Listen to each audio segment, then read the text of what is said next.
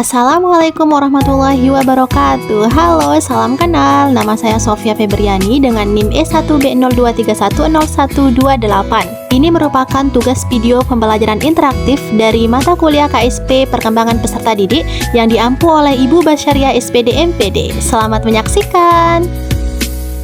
Nah, pada video pembelajaran interaktif ini kita akan membahas mengenai perkembangan peserta didik pada remaja.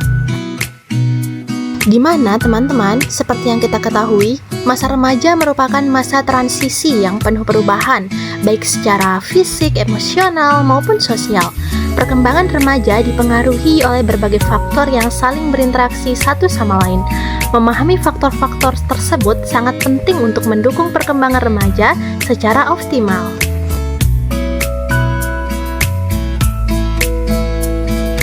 Next teman-teman, berbicara mengenai faktor-faktor tadi. Nah, sekarang kita akan mempelajari nih mengenai faktor-faktor yang mempengaruhi perkembangan pada remaja. Kira-kira apa saja ya faktor-faktornya? Nah, ini dia teman-teman, faktor-faktor yang mempengaruhi perkembangan pada usia remaja, yaitu faktor biologis, faktor psikologis, faktor sosial, dan faktor lingkungan. Teman-teman, kita membahas faktor biologis atau faktor fisik terlebih dahulu. Nah, pada faktor biologis ini terdapat yang pertama itu perubahan hormonal. Pada masa pubertas, tubuh remaja mulai memproduksi hormon seks dalam jumlah besar. Hormon ini memicu perubahan fisik yang signifikan seperti pertumbuhan tinggi badan yang pesat, perkembangan organ seksual, dan perubahan proporsi tubuh. Nah, teman-teman, selain perubahan hormonal, ada juga perkembangan otak, di mana otak remaja masih terus berkembang, terutama bagian prefrontal cortex yang bertanggung jawab atas pengambilan keputusan, perencanaan, dan pengendalian diri. Perkembangan otak ini memungkinkan remaja untuk berpikir lebih abstrak, logis, dan mampu memecahkan masalah yang kompleks. Faktor biologis yang terakhir yaitu kebutuhan fisik. Nah, pada kebutuhan fisik ini, teman-teman, remaja sangat membutuhkan nutrisi yang cukup, istirahat yang berkualitas, dan aktivitas fisik yang teratur untuk mendukung pertumbuhan dan perkembangan mereka. Dikarenakan, kekurangan nutrisi atau istirahat dapat mengganggu perkembangan fisik dan mental pada remaja.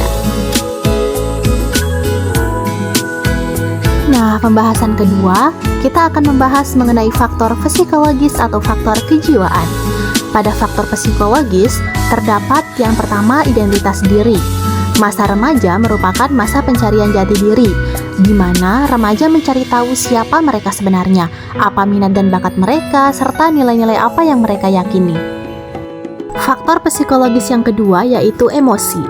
Emosi remaja cenderung labil dan intens. Mereka memiliki perubahan yang drastis dan seringkali merasa sulit mengendalikan emosi. Perubahan emosi ini dipengaruhi oleh perubahan hormonal dan perkembangan otak, seperti yang kita bahas di faktor sebelumnya. Faktor psikologis yang ketiga yaitu kognitif.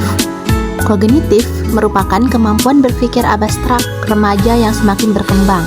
Mereka mulai mampu berpikir logis, menerima informasi, dan memecahkan masalah yang kompleks. Kemampuan ini memungkinkan remaja untuk belajar lebih mandiri dan kritis. Nah, faktor psikologis yang terakhir yaitu konsep diri. Konsep diri remaja menyesuaikan berdasarkan interaksi mereka dengan orang lain dan pengalaman mereka. Mereka memberikan penilaian kepada orang lain dan cenderung membandingkan diri dengan teman sebaya. Konsep diri yang positif penting untuk kesehatan mental dan kesejahteraan pada remaja. Oke teman-teman, kita beralih ke faktor sosial, di mana faktor sosial meliputi pertama keluarga. Keluarga tetap menjadi bagian penting dalam perkembangan remaja. Meskipun peran teman sebaya juga semakin penting, keluarga memberikan dukungan emosional dan nilai-nilai moral kepada remaja. Yang kedua yaitu teman sebaya. Teman sebaya menjadi sumber dukungan dan informasi bagi remaja. Mereka menghabiskan banyak waktu bersama teman-temannya dan seringkali merasa lebih nyaman berbicara tentang masalah mereka dengan teman daripada orang tua. Nah, faktor sosial selanjutnya teman-teman yaitu lingkungan sekolah. Lingkungan sekolah memainkan peran penting dalam perkembangan akademik, sosial, dan emosional remaja. Sekolah menyediakan kesempatan bagi remaja untuk belajar, berinteraksi dengan teman sebaya, dan mengembangkan keterampilan sosial mereka. Nah, teman-teman, kita sudah sampai nih pada faktor sosial yang terakhir, yaitu media dan teknologi. Media dan teknologi dapat mempengaruhi perkembangan remaja secara positif maupun negatif. Mereka dapat menjadi sumber informasi dan hiburan, tetapi juga dapat memicu kecanduan, cyberbullying, ataupun hal-hal negatif sosial lainnya. Finally, kita sudah sampai nih teman-teman pada faktor yang terakhir. Kira-kira apa ya? Iya, benar, faktor lingkungan. Nah, faktor lingkungan ini teman-teman meliputi yaitu status sosial ekonomi. Status sosial ekonomi keluarga dapat mempengaruhi akses remaja kepada pendidikannya, kesehatannya, dan sumber daya lainnya yang mendukung perkembangan mereka. Remaja dari keluarga dengan status sosial ekonomi rendah mungkin menghadapi tantangan yang lebih besar dalam mencapai potensi mereka. Selanjutnya yaitu budaya. Budaya tempat remaja tinggal mempengaruhi nilai-nilai, norma, dan harapan yang diberikan kepada mereka. Budaya yang berbeda dapat memiliki pandangan yang berbeda tentang peran remaja, perilaku yang pantas, dan tujuan hidup. Faktor lingkungan yang terakhir, teman-teman, yaitu lingkungan fisik. Lingkungan fisik yang aman dan nyaman dapat mendukung perkembangan remaja. Lingkungan bersih, sehat, dan bebas dari kekerasan memungkinkan remaja untuk belajar dan bermain dengan aman. Nah, teman-teman, faktor-faktor yang kita sudah bahas ini merupakan faktor-faktor pendukung perkembangan pada remaja, di mana memahami faktor-faktor yang mempengaruhi perkembangan pada remaja adalah langkah awal untuk memberikan dukungan yang tepat. Tapi, sepertinya ada yang kurang ya, teman-teman. Kira-kira apa ya? Iya, strategi pendekatan. Kita belum membahas mengenai strategi pendekatannya. Nah, selanjutnya, bagaimana ya strategi pendekatan untuk mendukung perkembangan pada remaja?